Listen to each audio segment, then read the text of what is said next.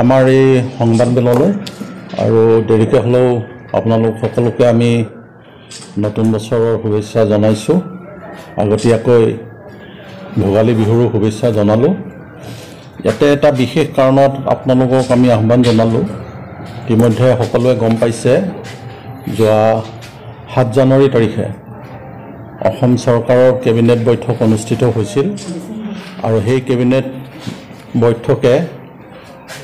এটা গুৰুত্বপূৰ্ণ সিদ্ধান্ত গ্ৰহণ কৰিছে। আজি দীৰ্ঘদিন ধৰি যি মিচিং জাতীয় সংগ্ৰাম 6ষ্ঠ অনুসূচীত মিচিং স্বায়ত্তশাসিত পৰিষদত অন্তৰ্ভুক্ত কৰা বা সাংবিধানিক মৰ্যাদা প্ৰদান কৰাৰ বিষয়টো লৈ অসম চৰকাৰৰ লগত আমাৰ যি দীঘলীয়া এটা আলোচনা চলি আহিছিল, তাৰ এটা গতি যোৱা 7 জানুৱাৰী তাৰিখে লাভ কৰিছে আৰু সেইকাৰণে আমি অসম চৰকাৰক ধন্যবাদ জনাইছোঁ। আৰু ইয়াৰ পূৰ্বে যোৱা 7 ডিচেম্বৰ তাৰিখত অসমৰ মাননীয় মুখ্যমন্ত্ৰীয়ে আমাৰ জাতীয় সংগঠনসমূহৰ লগত আলোচনাত বহিছিল। আলোচনাত বহুতে তেখেতে তেতিয়া আমাক এটা প্ৰতিশ্ৰুতি দিছিল যে অতি শীঘ্ৰে মিচিং স্বায়ত্তশাসিত পৰিষদক সাংবিধানিক মৰ্যাদা দিয়াৰ বাবে ব্যৱস্থা গ্ৰহণ কৰিব। আৰু সেই মৰ্মে এমাহৰ ভিতৰতেই উইদিন 1 মান্থ তেখেতে 7 জানুৱাৰী তাৰিখত কেবিনেট বৈঠক বহুৱাই মিচিং স্বায়ত্তশাসিত পৰিষদক সাংবিধানিক মৰ্যাদা প্ৰদানৰ বিষয়টো কেন্দ্ৰীয় চৰকাৰলৈ প্ৰেৰণ কৰাৰ কাৰণে যি সিদ্ধান্ত গ্ৰহণ কৰিছে আৰু এমাহৰ ভিতৰতে খৰতকীয়া যি তেখেতে ইনিচিয়েটিভ ল'লে, তাৰ কাৰণে আমি বিশেষকৈ অসমৰ মাননীয় মুখ্যমন্ত্ৰী, ভৈয়াম জনজাতি পৰিক্ৰমা বিভাগৰ মাননীয় মন্ত্ৰী ৰণোজ পেগু ডাঙৰীয়া তেখেতসকলকো আমি সকলোকে ধন্যবাদ জ্ঞাপন কৰিছোঁ। আৰু আমি আশা ৰাখিম যে এই প্ৰস্তাৱ প্ৰেৰণ কৰাৰ লগে লগে অতি কম সময়ৰ ভিতৰত কেন্দ্ৰ চৰকাৰ, ৰাজ্য চৰকাৰ আৰু মিচিং জাতীয় সংগঠনসমূহৰ ত্ৰিপাক্ষিক বৈঠক অনুষ্ঠিত হ'ব আৰু এই ত্ৰিপাক্ষিক বৈঠকৰ জৰিয়তে সাংবিধানিক মৰ্যাদা প্ৰদানৰ বিষয়টো এটা সমাপ্তিৰ দিশত লৈ যাব বুলি আমি আশা ৰাখিছোঁ। এইখিনি চাওক, আমি কৈ আছোঁ ধাৰণাৰ ওপৰত আমি নকৰোঁ। তেনেকুৱা প্ৰস্তাৱ যদি আহে ডেফিনেটলি আলাপ আলোচনা হ'ব। এইখিনি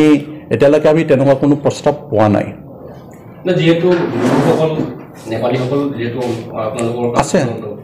আছে বড়োসকল নেপালীসকল বুলিয়ে নহয়, মিচিং অট'নমাছ কাউন্সিলটোৰ নামাকৰণৰ ফালৰ পৰা মিচিং অট'নমাছ কাউন্সিল, কিন্তু এই কাউন্সিলৰ অন্তৰ্ভুক্ত যিমান ভাৰতীয় জনগোষ্ঠী আছে, ভাৰতীয় সকলো জনগোষ্ঠীয়ে মিচিং স্বায়ত্তশাসিত পৰিষদক সা সুবিধাবোৰ উপভোগ কৰিব পাৰিব। ইয়াত সোণোৱাল দেউৰী বুলি কথা নাই, বিভিন্ন অঞ্চলৰ পৰা। সেইকাৰণে আপোনালোকে দেখিছে বিভিন্ন জনগোষ্ঠীৰ প্ৰতিনিধি আমাৰ মাজত আছে। আজি সোণোৱাল কছাৰী বা দেউৰী তেওঁলোকৰ জনগোষ্ঠীটো আমাৰ মানে কাউন্সিলত ৰিপ্ৰেজেণ্টেটিভ নাই। এইকাৰণে তেওঁলোকৰ এটা সুকীয়াকৈ সোণোৱাল কছাৰী অট'নমাছ কাউন্সিল বা দেউৰী অট'নমাছ কাউন্সিল বুলি এটা কাউন্সিলৰ এষ্টাব্লিছমেণ্ট তেওঁলোকৰ আছে। এতিয়া আমি ঠিকে আছে, তেওঁলোকৰ ফালৰ পৰা যদি কিবা প্ৰস্তাৱ আহে এটা বৃহৎ জনজাতীয় ঐক্যৰ স্বাৰ্থত বা এই অঞ্চলটোৰ সামগ্ৰিক উন্নয়নৰ সকলো জনগোষ্ঠীৰ যি স্বায়ত্তশাসিত পৰিষদৰ অন্তৰ্ভুক্ততেই নহওক কিয় সকলো জনগোষ্ঠীৰ উত্তৰণৰ স্বাৰ্থত তেনেকুৱা প্ৰস্তাৱ যদি আহে নিশ্চিতভাৱে আমি আলাপ আলোচনা কৰিম। যিটো সমস্যা মিচিং স্বায়ত্তশাসিত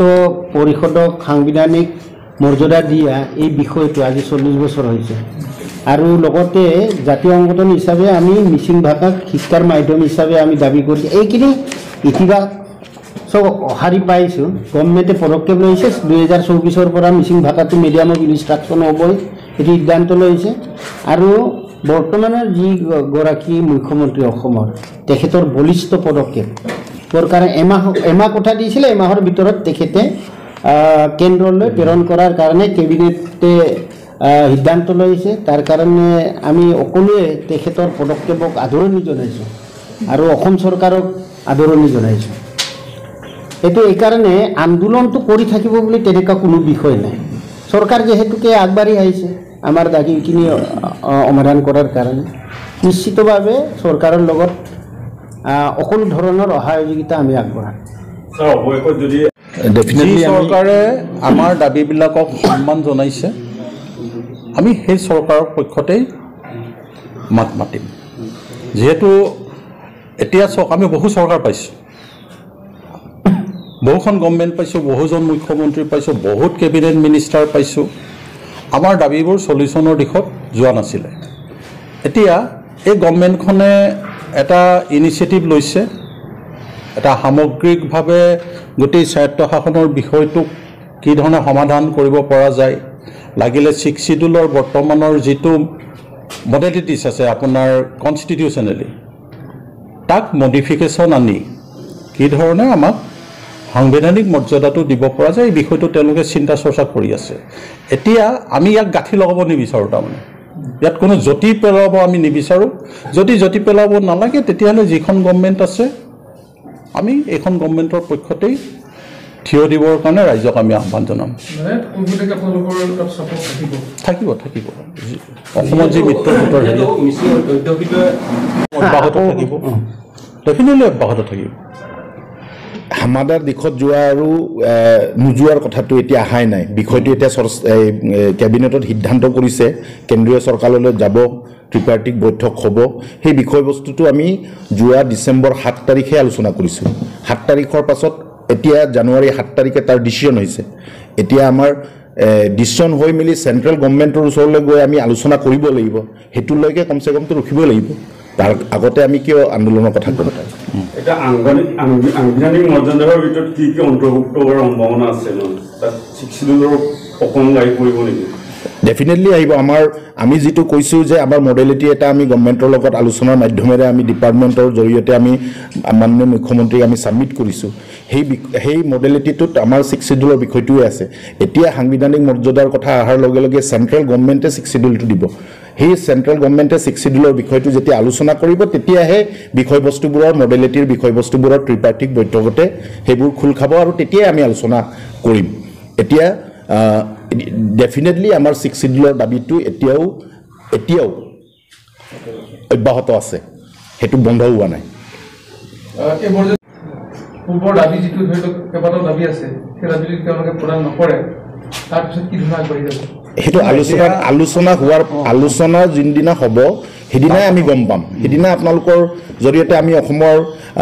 ৰাইজক মিচিং জনগোষ্ঠীৰ ৰাইজক আমি জনামেই অৱগত কৰিমেই কিন্তু আলোচনা হোৱাই নাই এতিয়া অসম গভৰ্ণমেণ্টৰ কেবিনেটে সিদ্ধান্ত কৰি চেণ্ট্ৰেল গভৰ্ণমেণ্টলৈ পঠিয়াইছে চেণ্ট্ৰেল গভৰ্ণমেণ্টৰ মাজত যেতিয়া ত্ৰিপাৰ্টিক বৈঠক হ'ব সেই সময়তে আমি কি হ'ব তাৰ সিদ্ধান্তটো বা সমাধানটো তেতিয়াহে ওলাব তাৰপিছতে আমি জনাম